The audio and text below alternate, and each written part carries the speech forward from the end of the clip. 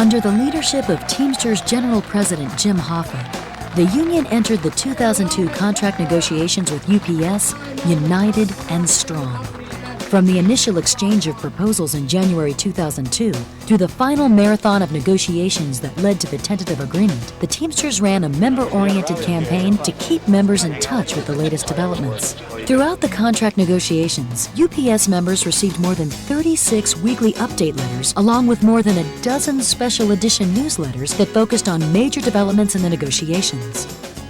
In addition, a special toll-free hotline was made available featuring recorded messages with frequent updates. As negotiations reached the critical stage, the hotline number received as many as 11,000 calls per day. A special website specifically for UPS Teamsters was built, www.trackups.org. The campaign was active on the grassroots level as well. In addition to the dozens of rallies at UPS worksites across the United States, 2 contract caravans of Teamster tractor trailers left the East and West Coasts on their way to the Teamsters Special Convention in Las Vegas, Nevada. The contract caravans stopped at local unions to rally with UPS members. At the special convention, delegates overwhelmingly voted to guarantee a strong strike fund for UPS Teamsters. In June, more than 100,000 Teamsters mobilized to sign petitions of support for the National Negotiating Committee during the National UPS Day of Action. That action followed a strike authorization vote of more than 93%. The grassroots efforts culminated with a rally outside of New York City on June 23, 2002. More than 4,000 Teamsters from across the Eastern region gathered to show their support for UPS contract negotiations. These campaign activities ensured that UPS management got the Teamsters message loud and clear. The Teamsters are united as never before and demand a strong contract. Let's take a look at some of the key points in the campaign.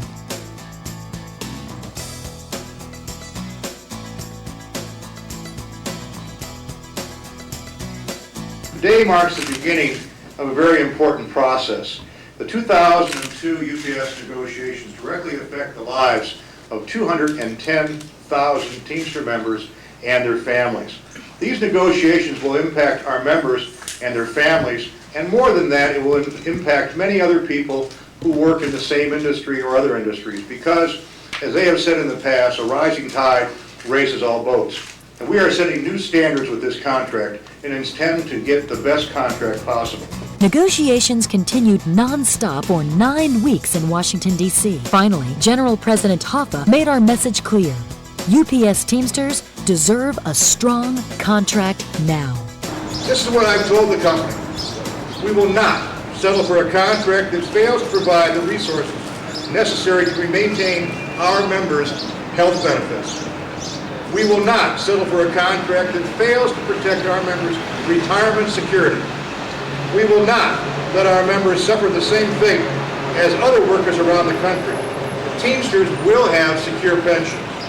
We will not settle a contract that does not reward our members with wage increases superior to those that were awarded in 1997. Also, we will not settle a contract that does not take care of our part-time workers, preserve and expand Teamster jobs, improve our members' safety and health on the jobs, and allow our members more time with their families. The contract settlement with the Teamsters and the UPS will set the tone for collective bargaining and conditions of working people throughout the United States and Canada. We take this responsibility very seriously. After marathon negotiating sessions that kept committee members working around the clock, General President Hoffa announced a history-making tentative agreement on July 16, 2002. The National Negotiating Committee unanimously endorses the agreement. Well, thank you all for coming. It's a great and glorious day. We have such a great story about the contract we've negotiated. We have a tentative agreement between the Teamsters Union and UPS. It's been hammered out over a long period of time. It's a great day for the Teamsters, a great day for UPS, a great day for our members, and I think a great day for the United States. All of these things have come after a long and hard contract negotiation. It is the richest UPS contract in the history of our more than 100 years of relationship. This contract is being unanimously recommended by our National Negotiating Committee, the 60 local union leaders and rank and file members who helped us negotiate this contract. When we opened negotiations on January 30th, a long time ago, we set out to achieve a contract that would be significantly better than the contract negotiated in 1997. We have achieved that goal by a wide margin and have done so without a strike. This is good for our members, it's good for UPS, and we have shown the world that a newly united Teamsters union that is strong financially and that has mobilized and informed its members can have incredible results and incredible economic power. I don't want anyone to think that these negotiations were not hard fought.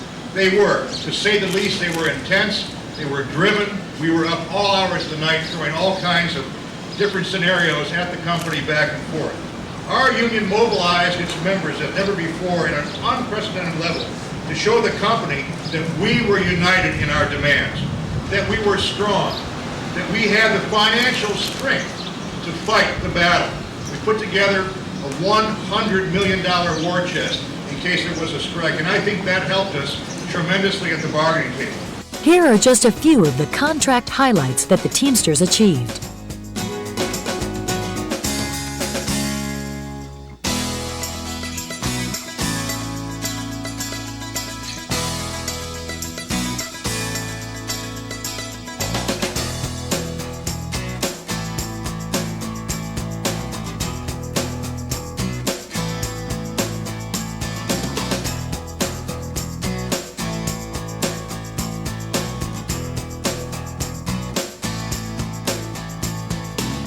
With the tentative agreement that more than doubled the gains of the last contract complete, a two-person review consisting of representatives from nearly every UPS local union met in Washington, D.C. to review the contract. The two-person review, attended by more than 400 local union representatives, unanimously recommends ratification of the agreement.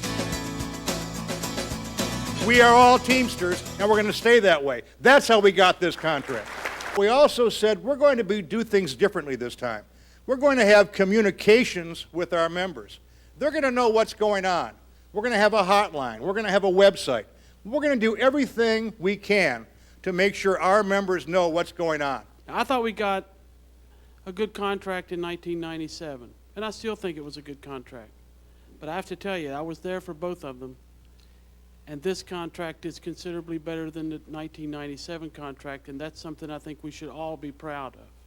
And the strike vote was also important to make sure that this committee was totally armed for these negotiations. There was no running around this committee. And that's what was so important, to arm this committee with the power, because we knew you were behind us. We had rank and filers. The rank and filers that were on this committee weren't there for show. The rank and filers were able to give us input. They played a very important role in these negotiations.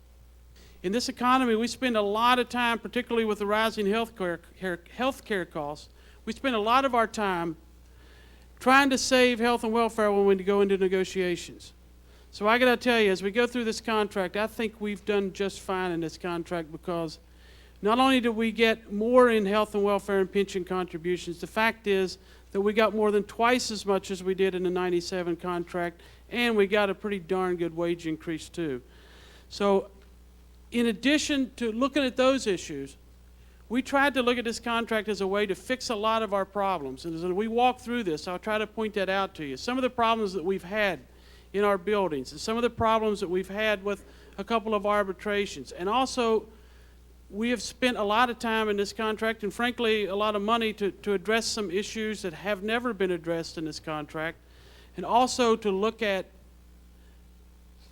not losing sight of the fact that, you know, it really doesn't matter how good this contract is if you don't have any of your members working, because the work has all been diverted to either supervisors or non-union folks or a subsidiary of United Parcel Service. So we've spent a considerable amount of time trying to look at issues that provides job security. And I think that's extremely important for this union, and it's extremely important for our members. This company's seen a resolve that they've never seen before about a united, educated, well-backed Teamsters organization, negotiating committee that was going to take and use anything that they needed to get this contract. And I got to tell the brothers and sisters out there, yes, I know they have a dues increase, but that's what made this contract possible. That company understood that we could get $100 million, almost 6 weeks of strike benefits, and we were serious. We were serious because the members stood together with us, you stood together with the negotiating committee, and we would have the resources to take on this giant if it was necessary. They knew that. Ultimately, that's what won us this great contract. Under Article 22, under Section 3, the new language would be that they will, in each, beginning in the third year of the agreement, the company must establish 2,500 jobs each year for a total of 10,000 additional full-time jobs from the part-time ranks. Now, you need to understand that on Friday, before we settled this on Monday, they were still at 0. For those who have questioned, why did you not get any jobs in the first 2 years of the contract? Well, I got to tell you, as we go through this contract, you will see some other things that we got that's typically not in a contract. And based on what the members said to us in the surveys and the proposal meetings, a lot of other things were equally important. And I got to tell you, as big as UPS is and as profitable as it is, there's some limit somewhere. We got $9 billion from the company that made $10 billion. I think we pushed it as far. I think we didn't leave a lot of money on the table. So there's some priorities that you're going to see later as to why we moved things around to try to get a lot more of everything, or to get something of everything in this contract. The general wage increase for part-time employees, which will show up in a little while to be the same as for full-time employees, is 75 cents per hour in the first year, 75 the second, 80 cents in the third, 80 cents in the fourth, 90 cents in the fifth, and $1 per hour in the 6th year of the contract. In addition to that, there will be a $1 catch-up for part-time employees, which will bring them to a total of $6 per hour over the term of the contract. This contract, because you look at this contract and with the times, with as bad as economics are today in this country, there's some chance that it breaks loose and inflation goes through the roof. So we thought it was very important to have a cost of living that actually goes into the base wage rate of the contract rather than just some lump sum bonus. That's what this does. This bonus will apply, or this cost of living would kick in so long as there is at least a cost of living that would change it by a nickel. If it goes up a nickel, then you get the nickel. If it's 6 cents, if it's 7 cents, if it's 8 cents, you get it. Time of America when people are losing their health care, we protected our health care. No co-pays. We got the money to make sure we keep good health care, and that was important. Pensions the same way. We got enough money to make sure we have pensions in the future for all of our people, and that's going to be another strong area. But we also made sure that we narrowed that gap between the part-timers and the full-timers, another goal that we had. The cost today is $8.37 average for health, welfare, and pension. During this contract, those rates will increase $3.75 per hour, or 65 cents an hour in the first year, 60 cents in years 2 through 5, and 70 cents in the 6th year of this contract. The cost of health care has obviously skyrocketed over the last couple of 3 years. And that's compounded by the fact that our funds do not make the kind of investment income they do with the stock market going right through the bottom. So what I can tell you is that this is more than twice. In 1997, we negotiated in a 5-year agreement $1.80 per hour. This is $3.75 over 6 years. It's more than double what we got in the last contract. People say that this union has a rendezvous with destiny. This is the first step to that rendezvous. This is going to be the Teamster century. Let's do it together. Let's get this job done. Make sure you go back, recommend this agreement to your people, to your rank and file people, and make sure they vote. Bill Bernard, Local 164, Jackson, Michigan, home of the largest walled prison in the world.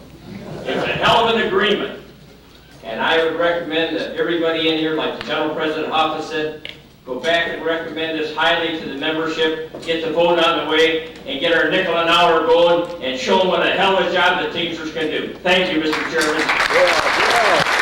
I have never been prouder of a negotiating committee in all that time This committee did one hell of a job, and I think the UPS worker and the business agents that have to represent them owe you all a debt of gratitude, and I thank you very much for the job you did. I make a motion that this two-man committee meeting here today unanimously recommend the actions of the negotiating committee and take it back to our members. All in favor signify by saying aye. Aye. Opposed, no. Now, Mr. That's Chairman, good I would enough. like